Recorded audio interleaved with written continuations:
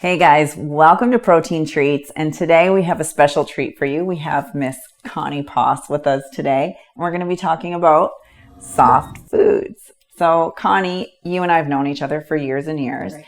and you had your surgery, when was your surgery again? April 12th, 2010. So you're 5.5 years. Years. Holy smokes. I know. And how much are you down now from your highest weight? About 65, 68, depending on the day. And you look amazing, you.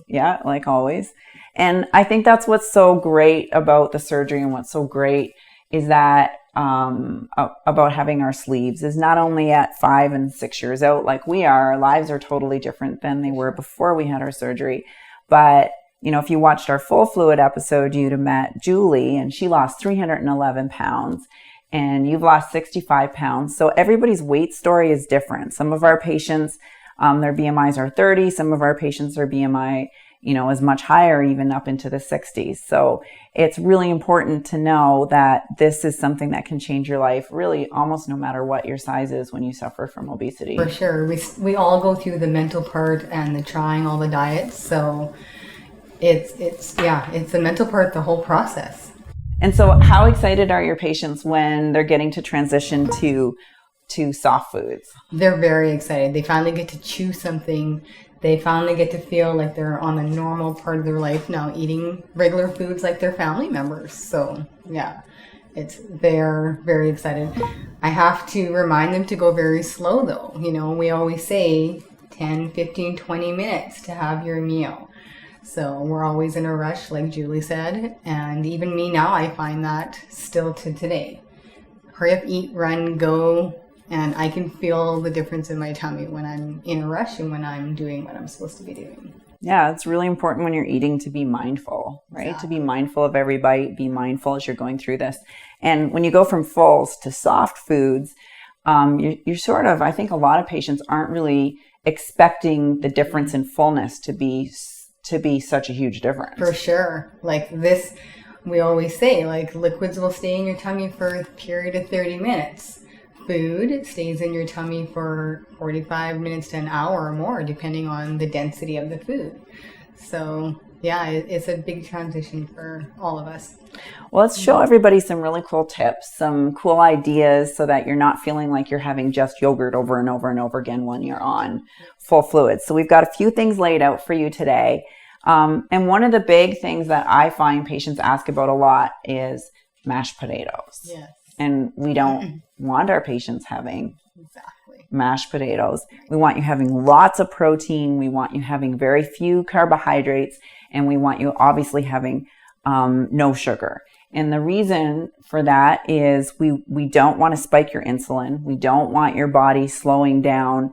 It's fat burning right now. So we want to make sure that you're getting in tons of protein, and we want to make sure that the veggies and the food that you're eating, at least in the soft food phase for right now, are going to be nice and soft, but also really, really healthy for you. Exactly. So what would we do for, instead of mashed potatoes, what's our sort of protein treat hack for our patients? Cauliflower. Cauliflower. I love cauliflower. So when you're doing your cauliflower, you're going to boil up your cauliflower until it's really nice and soft, and then you have to blend it. You have to blend it really well. You can add some protein to it. You can add a little bit of butter or cream even to it when you're having your soft foods, and then you mash that up, and it tastes exactly like Potatoes. mashed potatoes. Patients love it.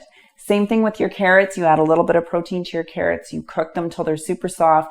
Mash them up, and you've got a really nice treat. Yeah. And people think they'll make themselves a bowl, half a cup in their bowl, but how much are they really going to be eating in the soft food phase? About 3 to 4 tablespoons. 3 to 4 tablespoons, and you're going to be really super full. So one of the main things that patients love, and that I know I did on soft foods, is The eggs are a big one.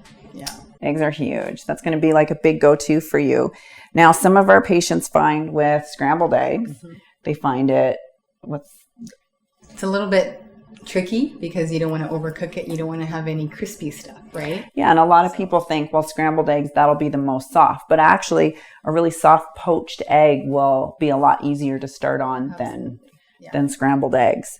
Now, one of the things that I have here that's super delicious is chia pudding. And you couldn't be any easier to make. You take your chia seeds, you soak them overnight, and then in the morning you put some vanilla protein in them, stir them up, and now you've got an amazing chia seed pudding. It's a little bit like tapioca almost, and it's full of fiber. There's 5 grams in a tablespoon of chia. There's 5 grams of fiber and 5 grams of carbohydrate, which means it's all fiber and really healthy fats and protein.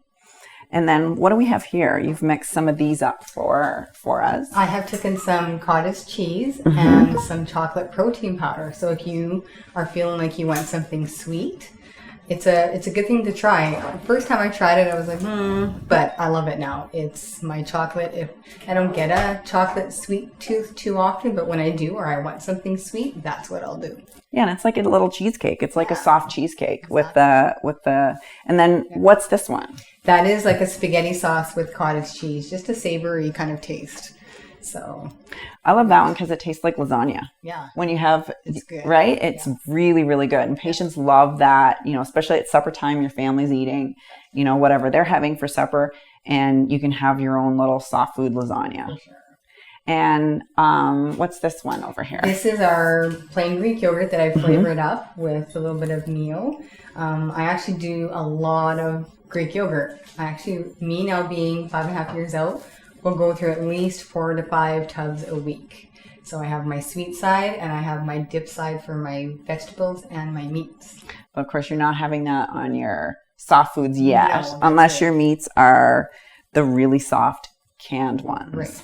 So I often will mix these with Greek yogurt. So I'll take a can, for example, of this one that's just in olive oil. You can add some dill, you can add some different herbs and spices to it, and then mix it up with your Greek yogurt, and you've got a really nice soft food. Same thing with your canned chicken, your canned tuna.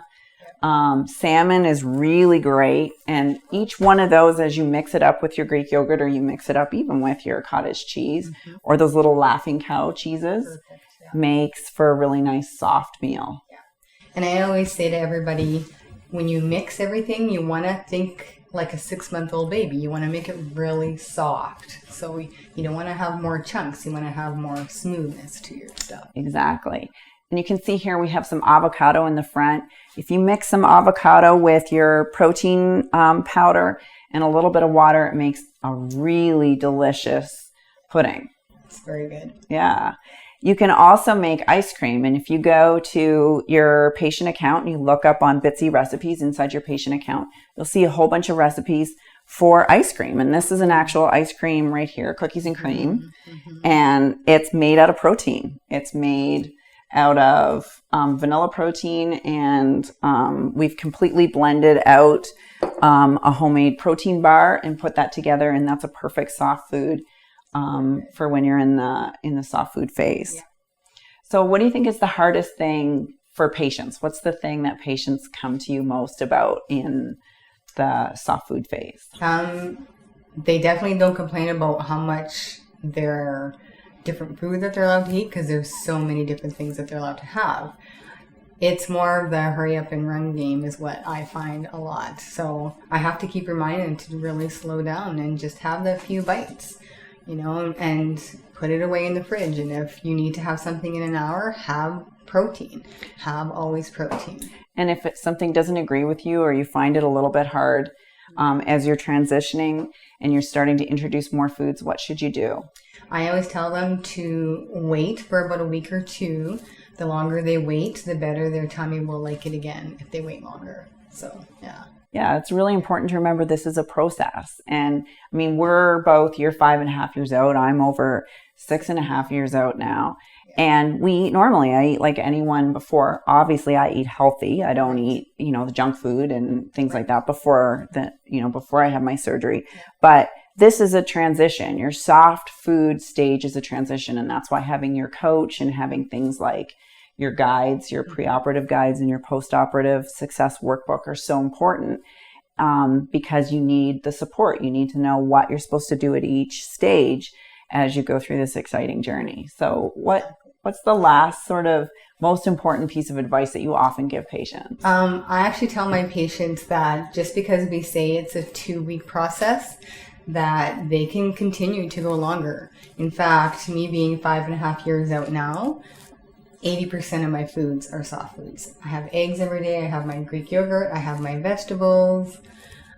That's what I have. The only thing that's not on here is like salads and stuff. So I'm not a fussy person. I don't care if I'm having something that's expensive or something that's not.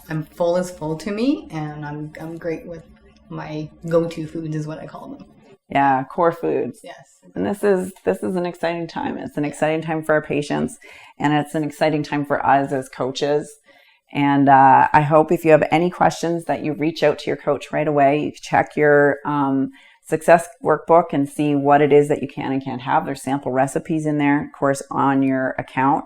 There's tons of recipes inside Bitsy and videos at Protein Treats on how to make all sorts of different yummy things. So thanks for joining us, guys. See you soon.